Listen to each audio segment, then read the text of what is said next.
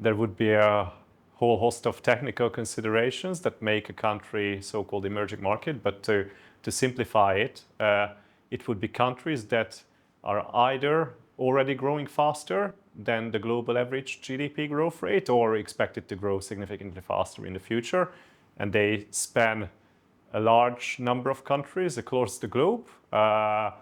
Starting from the Americas, it would be Mexico, Brazil, then South Africa, Central Eastern Europe, including the Czech Republic, would be classified as emerging market. And then if you go to Asia, it would be pretty much all the big countries: China, India, Taiwan, Philippines, Malaysia, and the list goes on and on. What factors are key to the growing of these emerging markets? Yes, there are several drivers, of which I will state two major ones.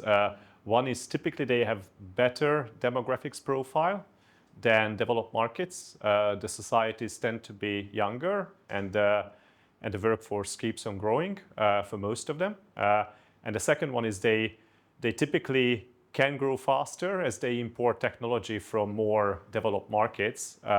So they leapfrog certain steps of development and go immediately to what's best available to all the other peer countries.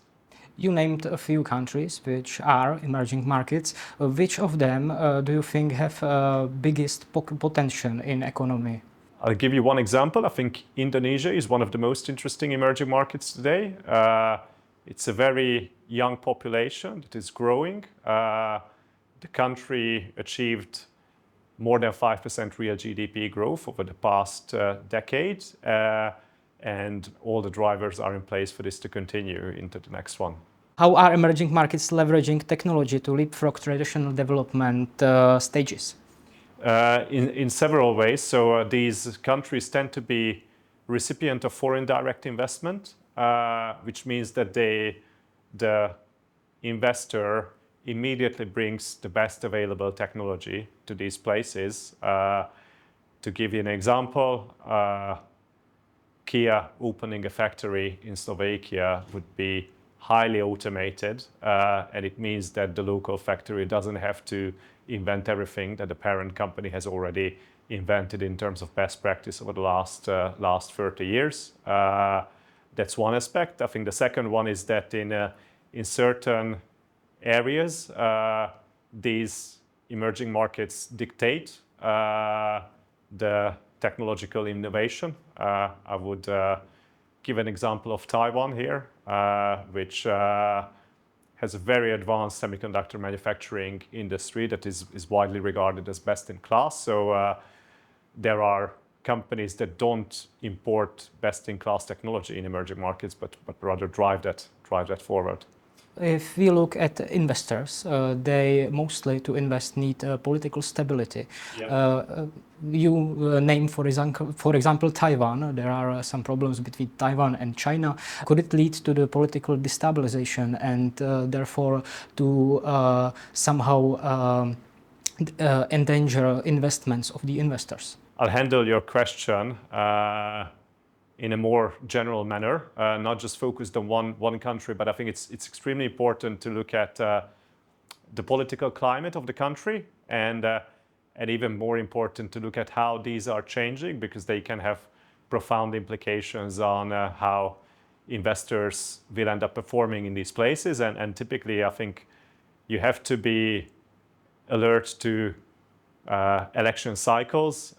If you're expecting a negative change, that has to make you more cautious. You might find an attractive company in a country, but if you're thinking that politics is going in a direction that's less favorable to foreign institutional investors, then you have to take it into consideration of your investment decision. But the opposite is actually more common and more frequent, that these countries do tend to liberalize over time. The policies tend to get better rather than get worse, which means that shareholders should expect a treatment that is improving over time, which should yield better investment outcomes over the long run. But it's definitely a consideration that any emerging market investor has to make. You were talking about the long run, so if we look to the future, where do you see emerging markets in, let's say, 5 or 10 years?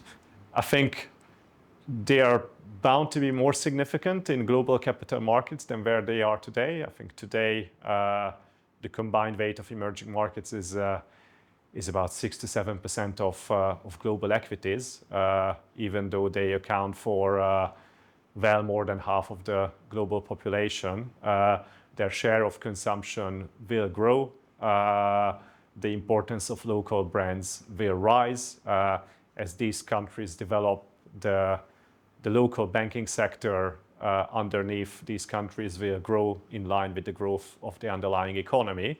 And some of the technological leaders have been leaders for a long time. If they maintain their position, their importance in the global technology chain will improve rather than diminish. So if I have to bet, I think the future is bright, and the current 6 to 7% share that we talked about is more likely to be higher than lower in 10 years' time.